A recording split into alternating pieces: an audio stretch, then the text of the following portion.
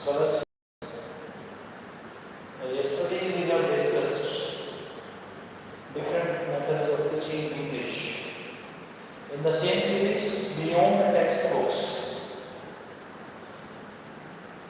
what are the advantages of the textbook, what kind of textbook we have to purchase, and how it is the best friend of our scholars and researchers. Children's literature in a classroom. Rhymes, poems, stories and songs. Rhymes, chants, songs and poems. An enjoyable way of teaching listening and speaking skills is through rhymes, chants, songs and poems. English words and sentences can be taught to the students through the use of rhymes, chants, songs and poems.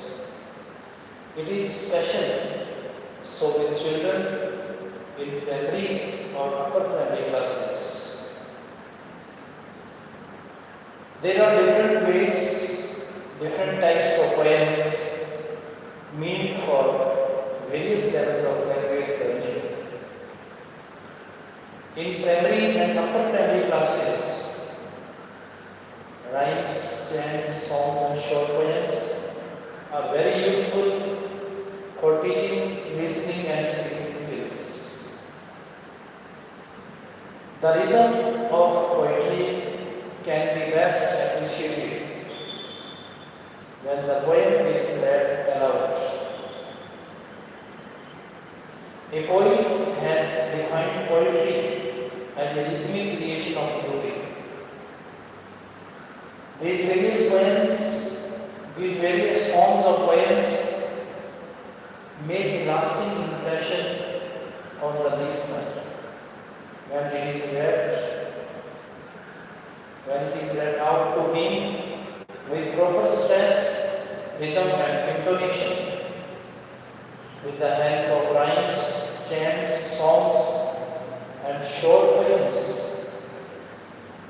The students learn to speak language with proper stress, rhythm and intonation. Recitation of rhymes is also one of the best ways of developing listening and speaking skills among the learners. Role play will be very helpful in doing so. Teachers should recite the rhymes and children are supposed to follow the teacher. We know that rhymes are pure life of primary classes. Recitation of rhymes brings joy to children and it strengthens their language and memory skills. Rhymes help children to speak fluently in a second language. Teaching of rhythms is an art which stresses the importance of an oral approach in learning a language. Rhymes act as a beauty spot of attraction for primary classes is totally unknown to them. These rhymes have triple purposes. One is rhymes improve pronunciation.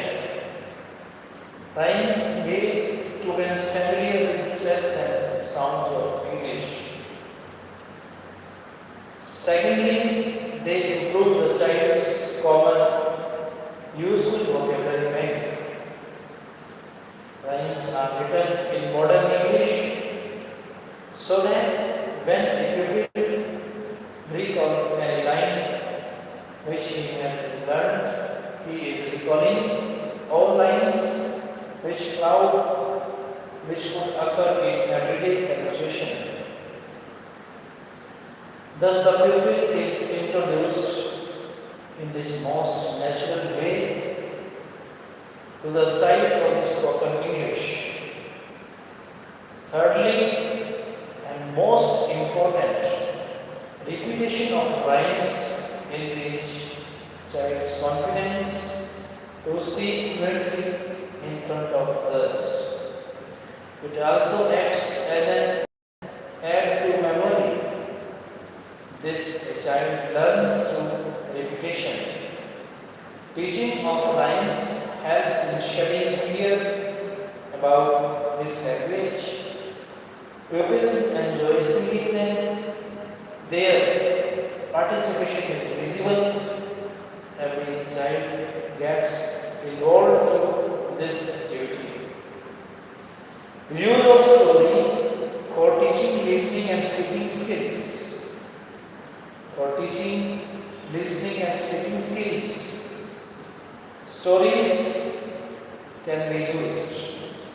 Stories can be told through dramatics. The purpose is to develop the listening and speaking skills effectively. Various characters are selected depending upon the story. Learners will play various roles and will speak your dialogue under the teacher's supervision and guidance. For example, the story of a wolf and the lamb can be displayed through dramatics. One of the students can play the role of the lamb and one of the wolf. Dialogues are interchanged with the help of the teacher. Listening and speaking skills. Learning a language means having ability to convey an idea, an emotion, and experience to others. In fact, language is a medium or a tool. Its mastery comes with practice in the use of it. To use this as a tool, we must learn the skill to use it. Language is spoken as a skill subject. Learning a language is nothing but the development of certain skills. There are 4 skills or abilities that comprise the mastery of a language. These are listening, speaking, reading, and writing. These 4 skills are referred to as LSW. Obviously, all the 4 skills go with understanding, without which no language can be used effectively.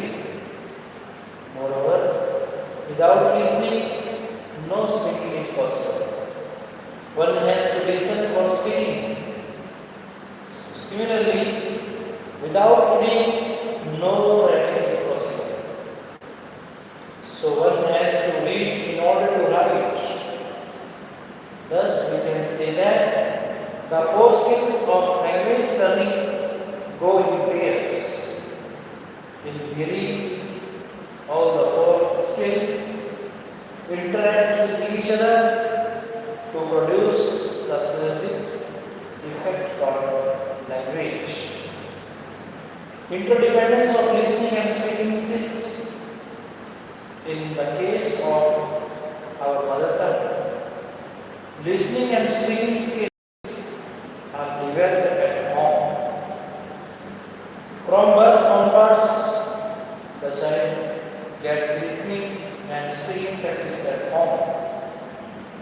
Everybody in the family speaks mother tongue, and the newborn child gets the listening practice.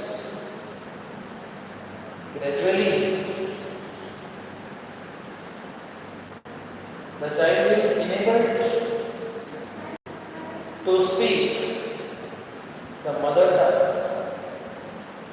Everybody around the child makes efforts and helps the child speak the language.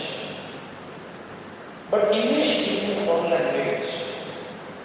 Here, developing of listening and speaking skills is done in formal ways. Practice of listening should precede speaking practice.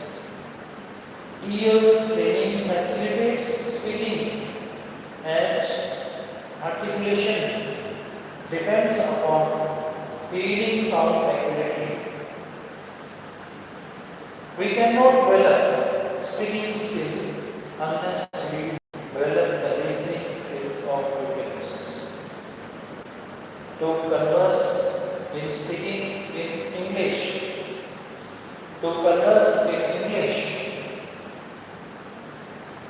pupils must understand what is said to them. The ability to understand spoken English becomes more important for listening to lectures and talks, listening to the radio, studying, understanding people from other states and countries, etc.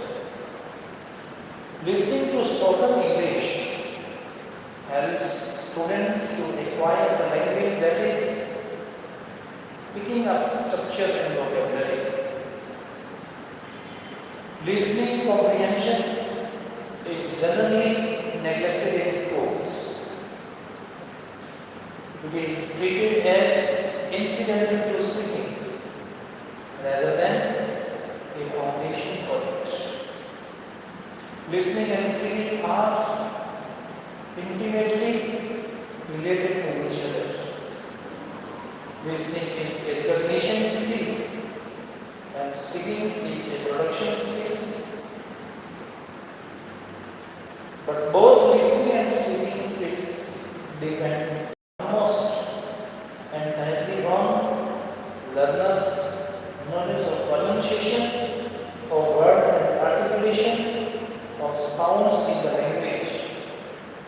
Development of skills of listening and speaking has an important role to play in the teaching of a second language. In order to take part in ordinary conversation in English, we need the ability to understand the spoken English. Thank you. Nice to see all of you, dear brothers.